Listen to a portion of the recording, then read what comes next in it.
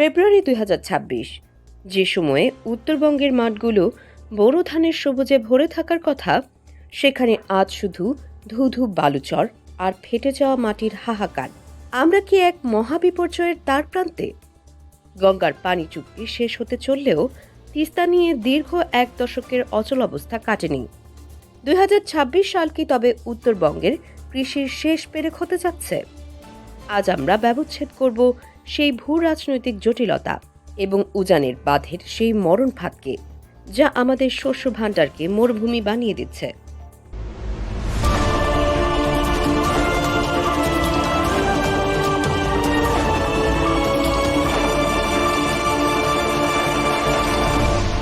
Channel CB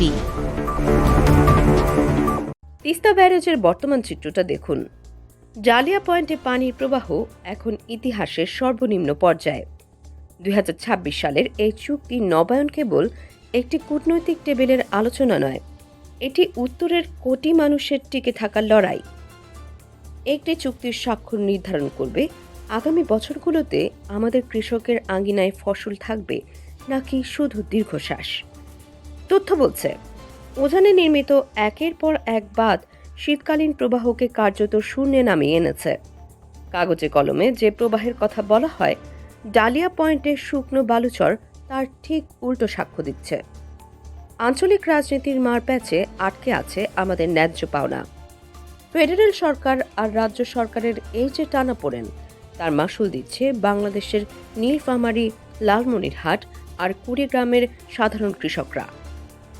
সেচের অভাবে মরতে বসেছে বোরো ধান। ভূগর্ভস্থ পানির স্তর এতটাই নিচে নেমে গেছে যে গভীর নলকূপও এখন কাজ করছে না।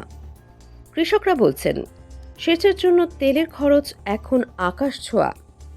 হিসেব বলছে, যদি পানি বন্টনের সুরাহা না হয়, তবে ২০২৬ সালের এই এক মৌসুমেই উত্তরবঙ্গ কয়েক হাজার কোটি টাকার অর্থনৈতিক ক্ষতির মুখে পড়বে। এটি কেবল কৃষকের ক্ষতি নয়, এটি জাতীয় খাদ্য নিরাপত্তার জন্য এক বড় হুমকি। একসময়ের উর্বর এই জলপথ কি তবে ডাস্ট বোল বা ধূলিধূসর মরুভূমিতে পরিণত হতে যাচ্ছে?